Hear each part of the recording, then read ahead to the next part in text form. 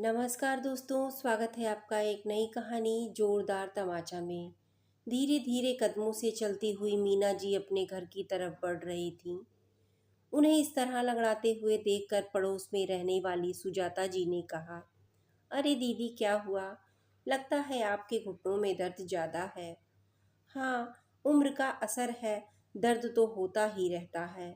दवाइयाँ लानी थी, इसलिए निकल कर गई थी, वरना घर पर ही आराम कर लेती।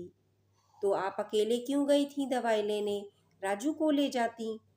सुजाता जी की बात सुनकर मीना जी चुप हो गईं। आखिर कहती भी क्या कि उनके बेटे उनके साथ नहीं जाते। पर सुजाता जी को तो उनके घर की सारी बात पता थी, इसलिए उन्होंने आगे कुछ नहीं कहा और चुप हो गईं। आखिर बोल बोल कर क्या किसी के दर्द को कुरेदना। मीना जी वैसे ही लंगड़ाते हुए अपने घर की तरफ बढ़ गईं। जैसे ही घर में घुसी, देखा कि उनके कमरे का सामान ऊपर वाले कमरे में शिफ्ट हो रहा था। एक पल के लिए वो तो सोच में पड़ गईं, पर फिर बोली, अरे मेरा सामान ऊपर कहाँ शिफ्ट कर रहे हो? मेरा कमरा तो नीचे है ना। नहीं नहीं मम्मी जी, हमें उस कमरे की बहुत ज़रूरत है, इस कारण से आपका कमरा ऊपर शिफ्ट कर रहे हैं। पर मेरे घुटनों में दर्द रहता है, यूं सीढ़ियाँ नीचे ऊपर चढ़ना नहीं कर सकती बार बार। बाहर घूमने जाने में आपके घुटनों में दर्द नहीं होता, ऊपर नीचे होने में दर्द होता है। सब बहाने हैं आपके। रहने दीजिए, आपको ऊपर वाले कमरे में ही जाना पड़ेगा। पर बहू, मैं घूमने नहीं गई थी, मेरी दवाइयाँ खत्म हो गई थीं। मैं तो अपने घुटनों के लिए दवाई लेने गई थी। देखिए मम्मी जी, मेरी बहन आ रही है, पूरे 2 साल का कोर्स है, तो 2 साल तक वो यहीं रहेगी और उसे कमरे की ज़रूरत पड़ेगी, इसलिए आपका कमरा खाली कर रहे हैं। अरे, तो उसे ऊपर वाला कमरा दे दो, वो तो जवान है, आराम से ऊपर रह सकती है। मना थोड़ी ना कर रही हूँ। मेरी बहन उस छोटे से कमरे में रहेगी, मायके में मेरी भी कोई इज्जत है। और आप मुझे मना करने वाली कौन होती हैं? घर हमारा है, घर का खर्चा हम उठा रहे हैं, हमारा डिसीजन हम किसे कहाँ रखते हैं। ऊपर वाले कमरे से इतनी ही दिक्कत है तो आप बाहर वाले कमरे में रह जाइए, हमें कोई ऐतराज़ नहीं है। बहू नैना ने बड़ी बेरुखी से कहा। सुनकर मीना जी की आंखों में आंसू आ गए। बेटा राजू सामने ही खड़ा था, लेकिन वह तो बुत बना खड़ा तमाशा देख रहा था। एक बार भी उसने नैना को नहीं टोका। और बाहर वाला कमरा, वह तो स्टोर रूम था। मतलब अब मीना जी की ये हैसियत रह गई, बहू कबाड़ की तरह मीना जी को स्टोर रूम में रहने के लिए कह रही थी। नालायक बेटा सामने खड़ा था, लेकिन वह कुछ नहीं कह रहा था। जब से मीना जी के पति गए हैं, तब से बेटा बहू घर के सर्वोसर्वा बन गए हैं। माना कि घर में खर्चा करते हैं, पर इसका मतलब यह नहीं कि माँ के स्वाभिमान को कुचल दें। जबकि मकान अभी भी उन्हीं के नाम था। अपनी बहू की जबान से ज़्यादा मीना जी को उसके बेटे की चुप्पी चुभ रही थी।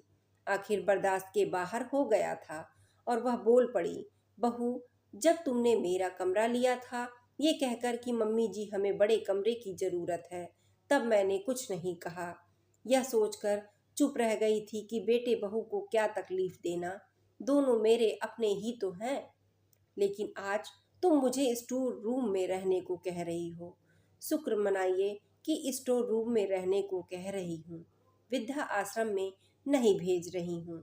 एक तो हमारा खाती हो, ऊपर से हमें ही सुना रही हो। बस करो बहू, बहुत बोल लिया तुमने। यह घर आज भी मेरा है। तुम यह मकान अपने दहेज में नहीं लाई थी। और हाँ, चुपचाप अपना कमरा भी खाली करो। मैं अपने कमरे में वापस शिफ्ट हो रही हूँ। अच्छा, घर का खर्चा हम करें और दो बातें क्यों सुने? आज के बाद करने की ज़रूरत नहीं है। अगर इस घर में रहना है तो किराया दो, अन्यथा घर खाली करके चले जाओ। मैं किराएदार रख लूँगी।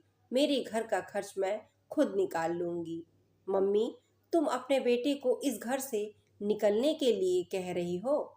वाह बेटा, इतनी देर से तेरी बीवी जब मेरी बेइज्जती किए जा रही थी, मुझे वृद्धा आश्रम छोड़कर आने की बात कर रही थी, तब तुझे सुनाई नहीं दे रहा था? और मैंने तुम लोगों से किराया देने को क्या कह दिया? तुम्हें सुनाई देने लगा। मुझे कुछ नहीं सुनना। अब तक यही सोचती रही कि काश एक दिन तुम लोग मुझे समझोगे, पर वो दिन कभी नहीं आया। शायद मुझे अकेले रहने से डर लगता था, पर अब नहीं।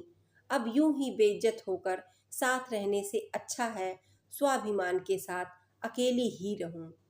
अब जो भी निर्णय लेना है फटाफट लो और कमरा खाली करो। बस ये सुनकर बेटा बहू की हालत खराब हो गई। इतनी जल्दी कहाँ जाएंगे दोनों? फटाफट माँ के पैरों में गिर गए। हमें माफ़ कर दो मम्मी, प्लीज़ हमारे साथ ऐसा मत करो। पर मीना जी ने मन पक्का कर लिया था, वे झुकने को तैयार नहीं हुई। निरादर की 2 रोटी से स्वाभिमान की 1 रोटी भली, और भला काश के इंतजार में जिंदगी क्यों बितानी।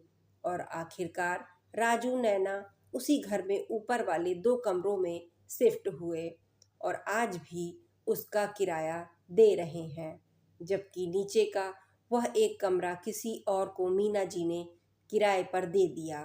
रही बात नैना की बहन की, तो वह हॉस्टल में रहकर अपनी पढ़ाई कर रही है।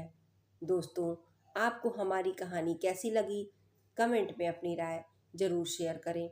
अगर वीडियो पसंद आई हो तो चैनल को लाइक, शेयर और सब्सक्राइब करना ना भूलें। धन्यवाद।